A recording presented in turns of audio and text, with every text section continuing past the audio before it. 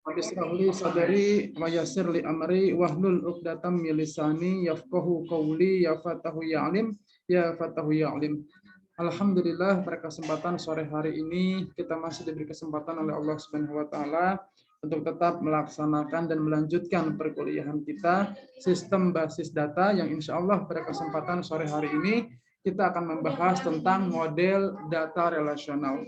Model data relasional ini seperti yang kita ketahui bersama bahwasanya ada dalam suatu perhubungan atau keterhubungan antara tabel satu dengan tabel yang lain itu ada beberapa model gitu ya.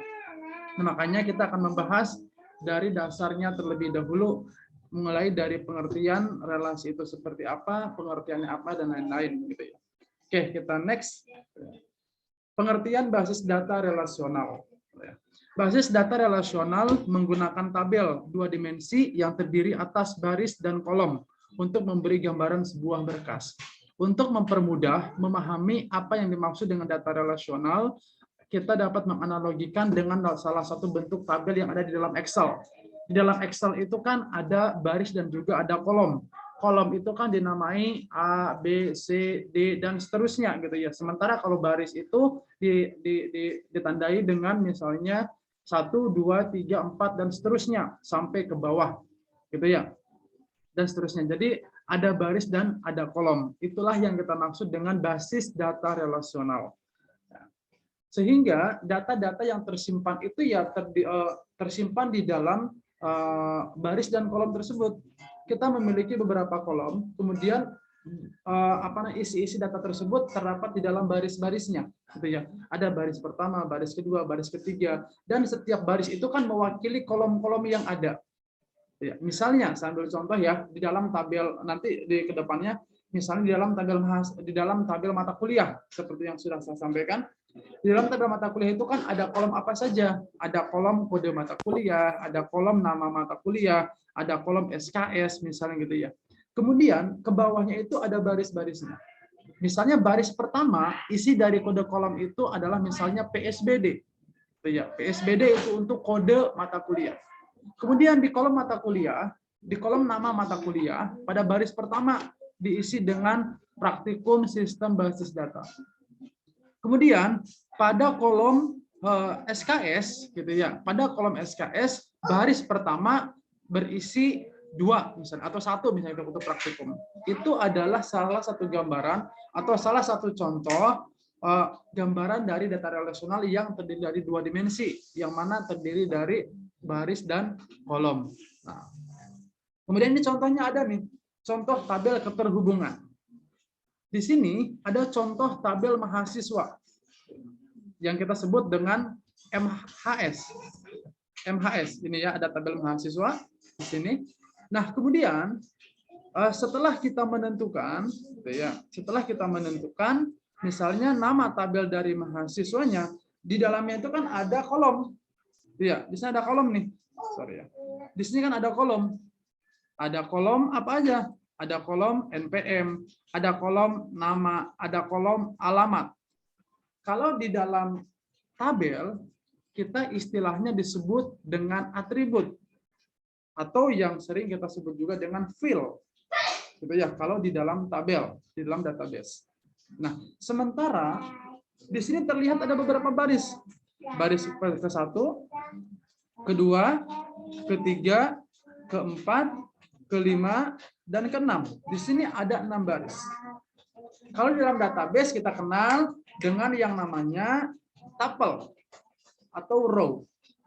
Ada tuple 1, tuple 2, tuple 3, tuple 4, tuple 5, tuple 6. Tuple itu kita sebut dengan baris.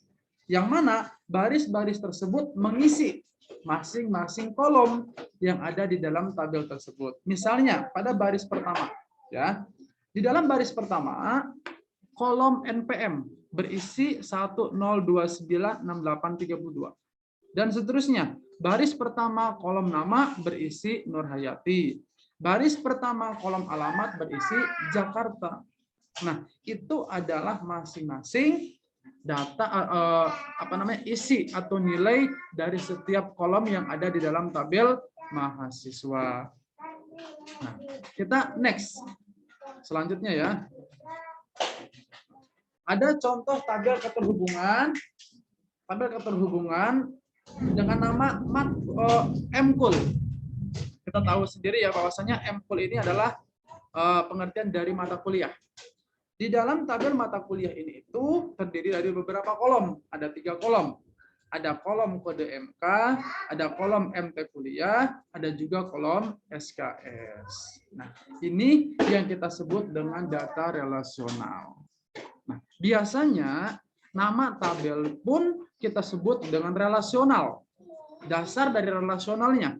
Jadi nama lain, jadi nanti teman-teman itu dapat menyebut entitas, dapat menyebut tabel itu dengan sebutan dengan sebutan relasional atau relasi gitu ya.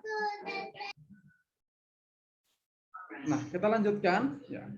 Jadi kalau teman-teman menemukan bahasa di luar misalnya selain sebutan entitas untuk tabel ya, kita juga sebut dengan namanya relasi. Jadi relasi itu adalah sebutan nama lain dari tabel. Jadi tabel relasi misalnya gitu ya. Jadi relasi itu adalah bisa kita sebut dengan nama lain dari tabel atau entitas. Di dalam relasi ini kan seperti yang saya sampaikan tadi, ada kode mata kuliah, ada mata kuliah, dan juga ada SKS. Jadi ini terdiri dari tiga kolom. Selanjutnya ini ada tabel keterhubungan nilai. Nah, di dalam tabel nilai ini itu ada satu keunikan. Di dalam tabel nilai itu terdiri dari beberapa kunci tamu. Di mana kunci tamunya? Ada NPM. NPM itu kan kata kunci di dalam tabel mahasiswa. Dan kode mata kuliah merupakan kata kunci di dalam tabel mata kuliah. Sehingga di dalam tabel nilai ini itu bertemu beberapa kata kunci. Sehingga disebut dengan kunci tamu atau foreign key di dalam tabel nilai. Boleh nggak Pak di dalam tabel nilai itu tidak memiliki kata kunci? Kan sudah ada 2 kata kuncinya. Jadi maksudnya kata kunci utama di dalam tabel nilai itu sendiri yang nggak jadi masalah. Gitu ya. Karena sudah memiliki 2 kata kunci. Kenapa? Karena tidak mungkin ya. Kenapa tidak mungkin? Tidak mungkin satu NPM memiliki pasti misalkan gini ya. Satu NPM terhubung dengan KK 021.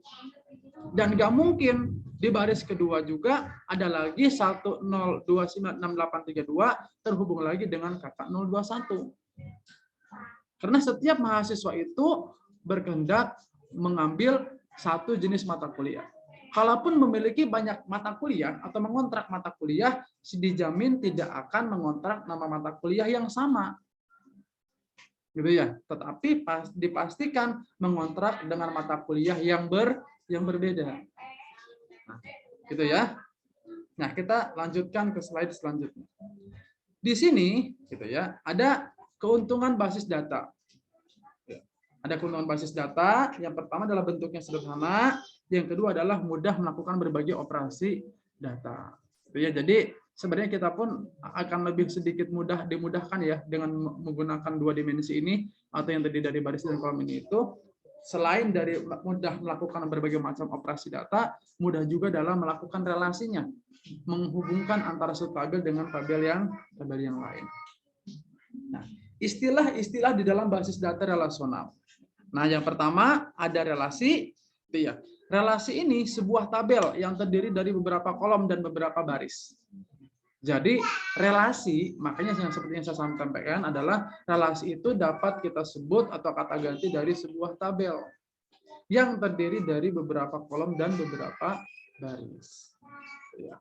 Di dalam relasi itu ada atribut. Dulu saya pernah menyampaikan ya tentang hierarki dari database. Hierarki database itu kan ada 4 minimalnya. Yang pertama ada database, yang kedua ada tabel, yang ketiga ada atribut, dan yang keempat itu ada data. Ya, ada isinya. Ya, ada datanya. Sehingga di dalam relasi itu juga terdiri dari atribut. Sehingga ini termasuk ke dalam istilah-istilah yang ada di dalam basis data relasional. Relasi tadi kita sebut merupakan sebuah tabel yang terdiri dari beberapa kolom dan beberapa baris. Atribut merupakan kolom pada sebuah relasi. Jadi di dalam relasi itu ada kolom. Ya, seperti tadi kan ada di dalam relasi mata kuliah kan ada atribut kode mata kuliah, ada atribut nama mata kuliah, ada atribut SKS. Itu adalah atributnya, kita sebut juga dengan kolom. Next, tuple. Tuple merupakan baris pada sebuah relasi. Jadi itu adalah baris, itu tuple. Seperti yang saya sampaikan tadi ya. Di dalam tabel mata kuliah itu kan tadi ada misalnya kode MK-nya PSBD, namanya praktikum basis data, SKS-nya 1. Baris kedua misalnya SBD, namanya adalah sistem basis data, SKS-nya ada 2. Itu adalah tuple-tuplenya. Jadi kalau kita disuruh menghitung tuple, sama juga disuruh untuk menghitung total barisnya. Nah, gitu ya. Itu untuk tuple. Selanjutnya, ada domain. Kumpulan nilai yang valid untuk satu atau lebih atribut. Jadi domain itu adalah sebagai sederetan atau kumpulan, inilah nilai yang valid untuk satu atau lebih dari atribut. Ya, itu adalah untuk domain. Sementara derajat, ya, derajat, gitu ya. Derajat merupakan jumlah atribut dalam sebuah relasi. Kalau tadi ya, misalnya di dalam tabel mata kuliah, ada kode mata kuliah, ada nama mata kuliah, dan juga ada SKS. Maka derajatnya itu adalah jumlah total dari atributnya. Kalau di dalam tabel mata kuliah terdiri dari kode mata kuliah, nama mata kuliah, dan SKS, maka derajatnya itu ada 3. Nah, gitu ya. Relasi cardinality. Ada skala, kita mungkin sering mendengar ya dengan skala kardinalitas, gitu ya. Cardinality merupakan jumlah tuple dalam sebuah relasi. Jadi kardinalitasnya itu adalah sebuah tuple. Kalau tadi kan tuple-nya itu kan barisnya. Tuple itu tidak memperhitungkan berapa jumlah barisnya, tetapi cardinality merupakan total barisnya. Jadi total tuple-nya dalam sebuah relasi, dalam sebuah tabel. Di dalam tabel mata kuliah tadi ada 3 baris, berarti cardinality-nya adalah 3. Gitu ya. Ada 3 relasi. Ada 3 tuple dalam relasi mata kuliah. Nah, ini ilustrasinya. Di sini ada tabel supplier. Namanya, relasinya adalah supplier. Ya. Relasinya adalah bernama supplier. Ini nama relasi. Kemudian, ya, di sini ada atributnya apa saja? Ada kode mata kuliah. Misalnya, ada nama ada kode supplier, ada nama supplier, ada juga alamat suppliernya. Ini adalah atribut-atribut yang ada di dalam tabel supplier atau di dalam relasi supplier. Dan relasinya itu merupakan tadi kan yang sebuah tabel yang terdiri dari beberapa kolom dan beberapa baris. Jadi yang disebut relasi itu adalah semua ini nih. Nah, itu relasinya. Ya.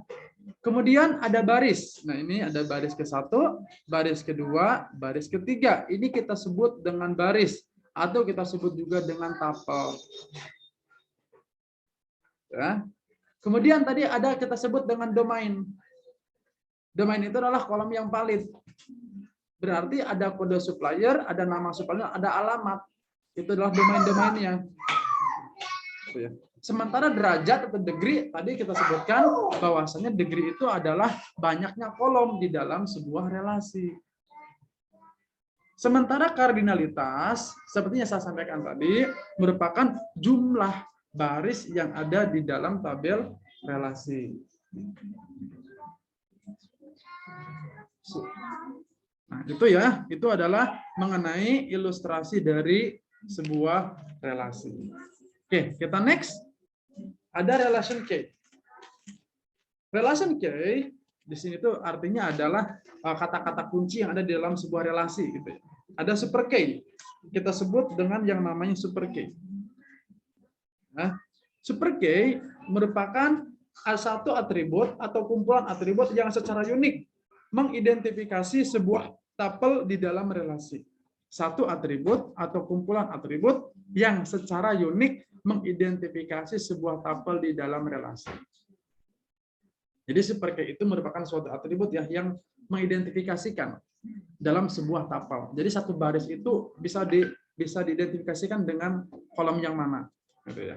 Itu mungkin kita ibaratnya dengan kata kunci.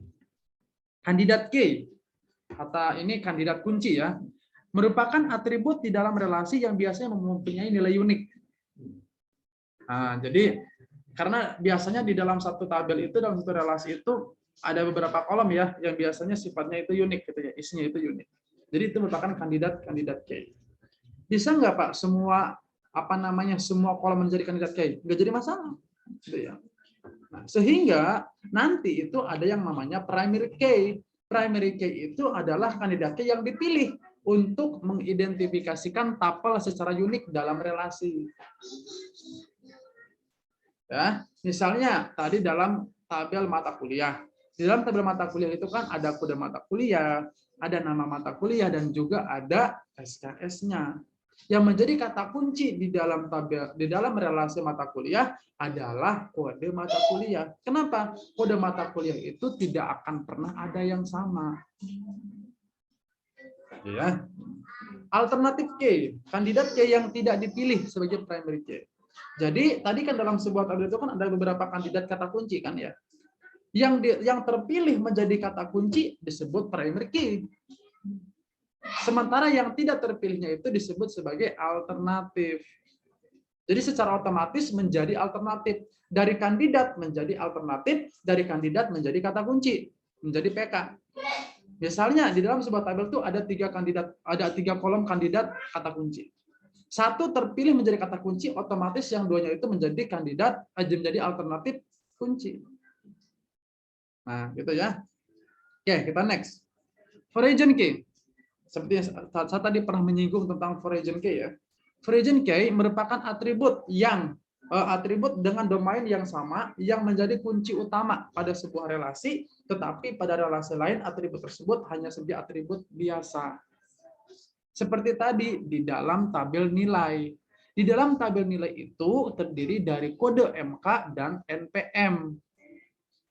Nah, NPM di dalam tabel mahasiswa kan sebagai kata kunci, sebagai PK. Sementara di dalam tabel nilai itu bukan kata kunci, tetapi menjadi variabel biasa. Begitupun dengan kode mata kuliah, merupakan kata kunci di dalam tabel mata kuliah dan menjadi kolom biasa di dalam tabel nilai.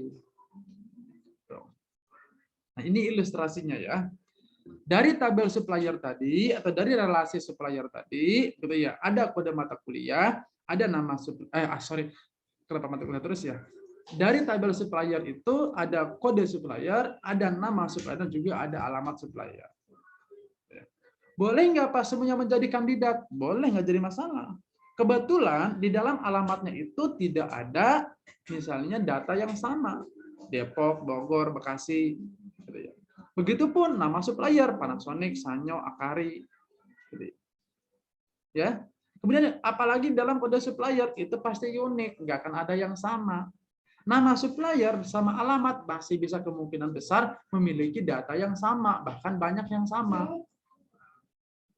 Sehingga dari kata-kata kunci ini itu, kata kunci utamanya atau PK-nya itu adalah kode supplier. Alternatifnya yang mana?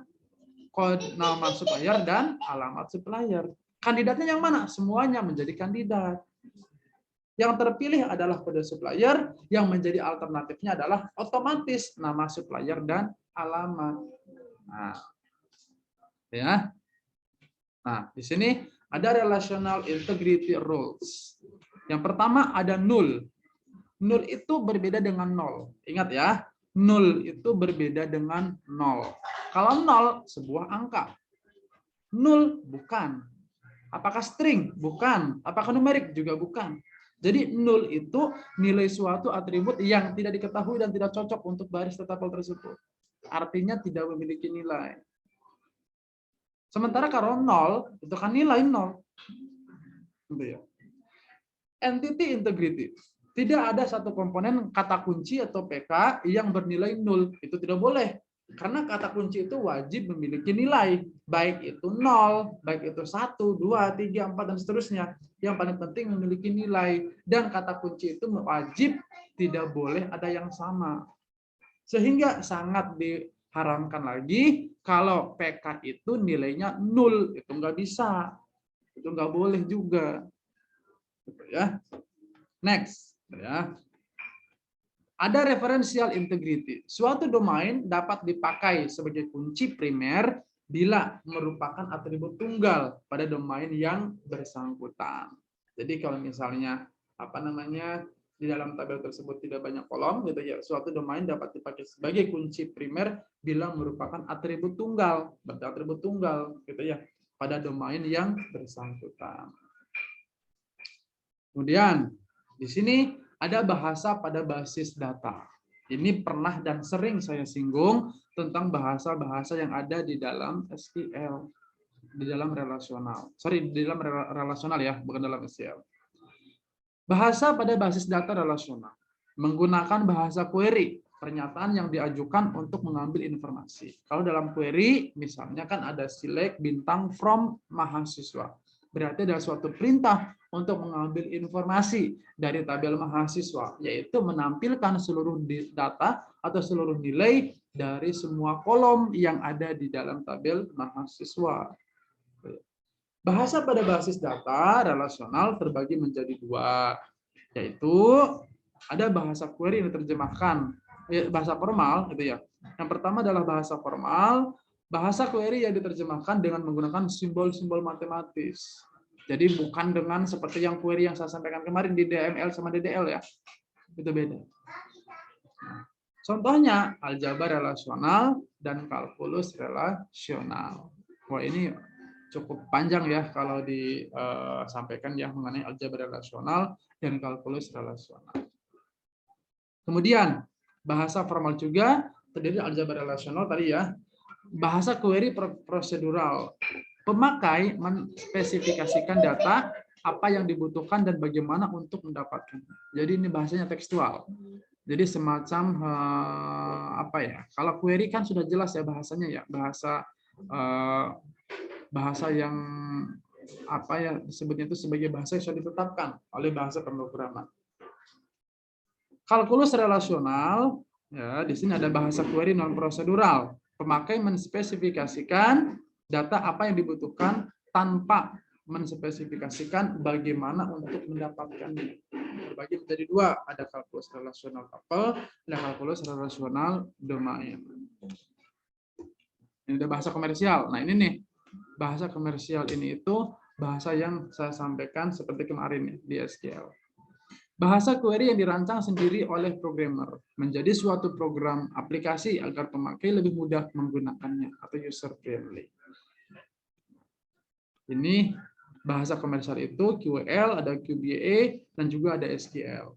Mana nih yang teman-teman yang paling cocok? Ya mungkin SQL, karena QL sama QBA itu saya kira sangat jarang dan hampir tidak pernah digunakan. QL berbasis pada bahasa kalkulus relasional. QBA berbasis pada bahasa kalkulus relasional. Sama ya, gitu ya. Kemudian kalau SQL berbasis pada bahasa kalkulus relasional dan aljabar relasional. Jadi sebetulnya kita itu sedang menggunakan basis bahasa kalkulus relasional menggunakan SQL. Karena kan sudah jelas setelah select itu harus apa, setelah from itu harus apa, setelah delete itu harus kata apa, gitu ya. Setelah update itu harus bagaimana, kan begitu. Contoh basis data relasional. Ini contoh-contohnya ya. Mungkin yang sering teman-teman ini itu adalah yang ini ya. Tentang misalnya IBM, Oracle, teman-teman mungkin sudah sering dengar Oracle, kalaupun belum pernah menggunakannya ya. Ada PowerSoft, ada Informix, dan juga ada Microsoft. Nah, Bapak akan ulangi mengenai yang itu ya, yang cukup penting untuk kita bahas ya. Di dalam tabel, sebentar.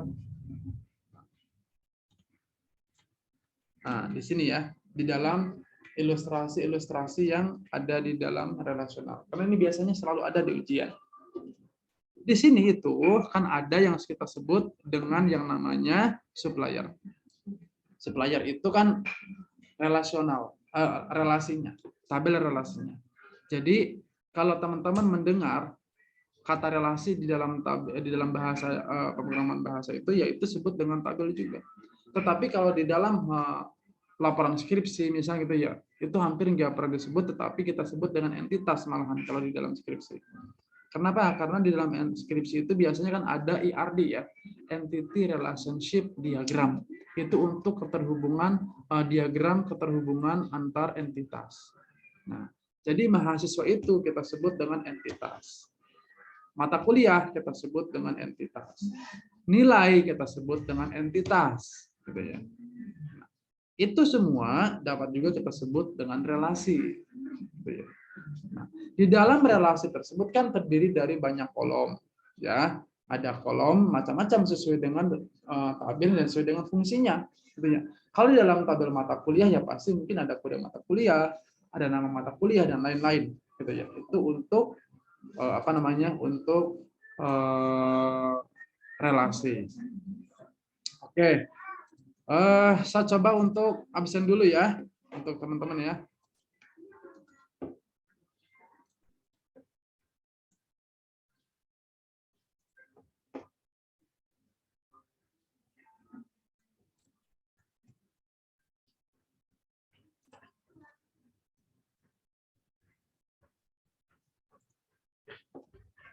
Oke, ini kelas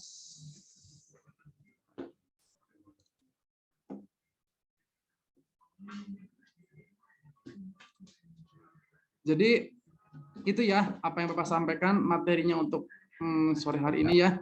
Mudah-mudahan ada manfaatnya sehingga